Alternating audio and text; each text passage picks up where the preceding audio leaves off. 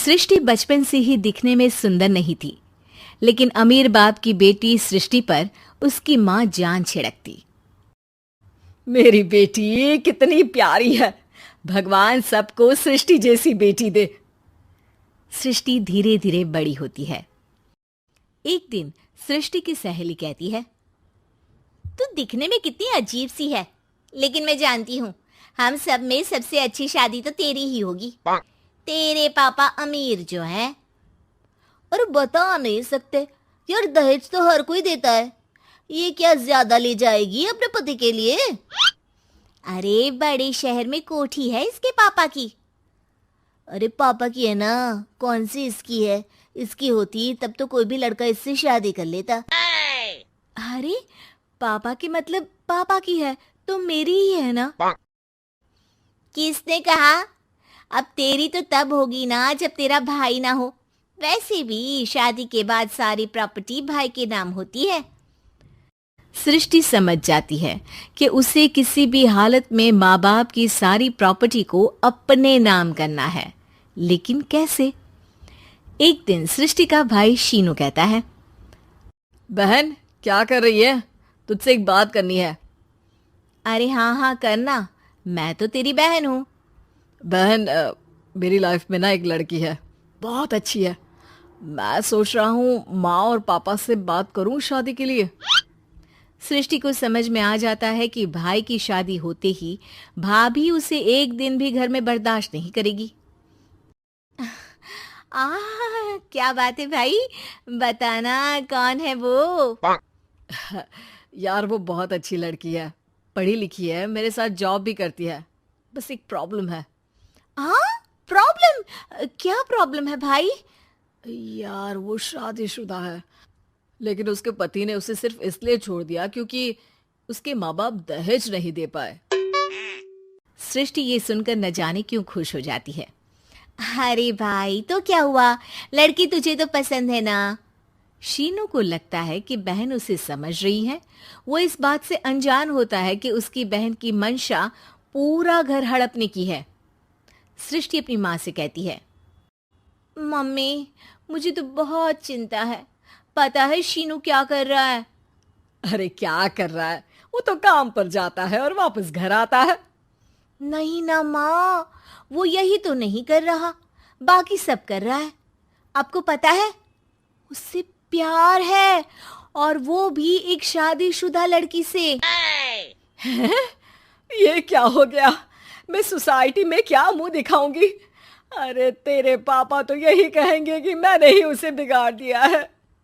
माँ देखो, मेरी बात मानो, पापा पर भी विश्वास करने की जरूरत नहीं है।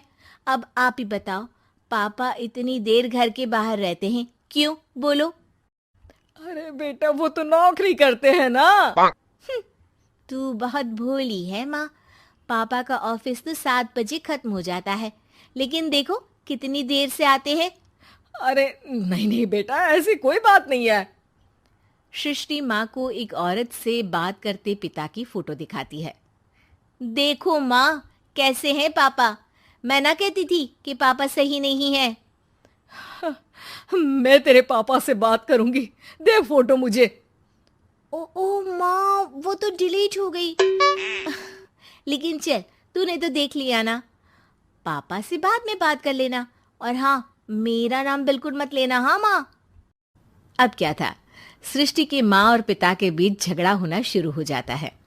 सृष्टि के मन में क्या चल रहा था कोई नहीं जानता था। एक दिन, माँ सृष्टि के लिए एक लड़का देखा है, वो लोग शाम को उसे देखने आने वाले हैं। और हाँ माँ, एक खुशखबरी, मैं और पापा मिलकर एक नया बिजनेस ट्राई कर रहे हैं। शाम को लड़का आता है, सांवले रंग का। सृष्टि को तो बिल्कुल भी पसंद नहीं आता। लड़की की माँ कहती है, लड़की का चेहरा तो कोई खास नहीं, लेकिन अगर मेरे बेटे को आप लोग सेटल कर दें तो मैं उसकी शादी आपकी बेटी से करवा दूं। सृष्टि को लड़का बिल्कुल पसंद नहीं था। उसे भाई पर गुस्सा आ जाता है। लड़के वालों के जाने के बाद कहती है, माँ देखा, शीनू मेरे लिए कैसा लड़का लेकर आया, न दिखाने लायक न सुनने लायक, सेटल भी नहीं, वो भी हम करे। अरे माँ, मैं जानती हूँ ये मेरी शादी किसी भी घर में क्यों करवाना चाहता है। अरे कैसी बात कर रही है बहन? तूने तो देखा ना, लड़के को मैंने ही मना कर दिया तुझसे शादी के लिए। जिसने लड़का बताया था उसने उसकी बहुत तारीफ की थी। बात आई गई हो जाती है, लेकिन सृष्टि का मन शांत नहीं होता। क्या करूं, कुछ समझ में नहीं आ रहा। मेरी शादी हो गई तो ये लोग पूरी प्रॉपर्टी शीनू के नाम कर देंगे, मेरे हाथ तो कुछ लगेगा ही नहीं। तभी सृष्टि को आइडिया आता है। वो किसी वकील को फोन करती है। जी देखिए, अगर आपके मम्मी पापा का तलाक हो जाता है तो आपके पिता की आधी प्रॉपर्टी आपकी माँ के नाम हो जाएगी, फिर उसे वो किसी को भी दे सकती है। सृष्टि अब माँ को बेटे के खिलाफ भरती है। माँ, शीनू पर नजर रखा करो, वो जिस लड़की के प्यार में है ना वो शादीशुदा है। यहाँ आएगी, सारा पैसा रुपया जमीन जायदाद सब हड़प लेगी। पापा का भी हाल तुमसे छुपा नहीं है। ऐसा ना हो कि मैं और आप एक दिन सड़क पर भीख मांगे। हे भगवान, मैं तो जीते जी मर जाऊंगी अगर ऐसा हो गया तो। ऐसा हो गया नहीं माँ, ऐसा ही होगा।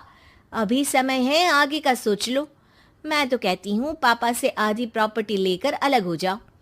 पापा की आधी प्रॉपर्टी भी हम लोगों को अगर मिल जाती है ना तो अगले 7 जन्म सफल समझो। बेचारी माँ बेटी के कहने पर पति से तलाक लेकर अलग हो जाती है। सृष्टि अब पैसों से गाड़ी और अपने दूसरे महंगे शौक पूरे करने लगी। उसके दोस्त भी उसके पैसे इस्तेमाल करते। सृष्टि, कल तुम कहाँ थी? मैं सारा दिन घर पर अकेली थी। तो मैं क्या करूं? मैंने ठेका तो नहीं लिया है ना तुम्हें संभालने का। माँ को सृष्टि से ये उम्मीद नहीं थी। वो बैठकर रोने लगती है। वहीं उसका पति यानी कि सृष्टि के पिता आ जाते हैं। मैं जानता था कि तुम्हारा यही हाल होगा, तो आपने मुझे रोका क्यों नहीं? मैं रोकता तो तुम रुकती क्या? सृष्टि के कहने पर तुमने मुझ पर अपने बेटे पर शक किया, लेकिन तुम ये भूल गई कि कैसे हम दोनों ने मिलकर जीवन में इतना सब खड़ा किया। माँ पति के गले लग जाती है। मुझे माफ कर दीजिए, मैंने आपकी कमाई का एक बड़ा हिस्सा गवा दिया। कोई बात नहीं, तुम साथ हो तो मैं ऐसी 7 प्रॉपर्टी खड़ी कर दूंगा। तभी वहां सृष्टि आ जाती है रोते हुए। माँ, मयंक ने मुझे छोड़ दिया। वो बोल रहा था जब तक मेरे पास पैसे थे तब तक ही वो मेरे साथ था। पापा, माँ, मुझे माफ कर दीजिए।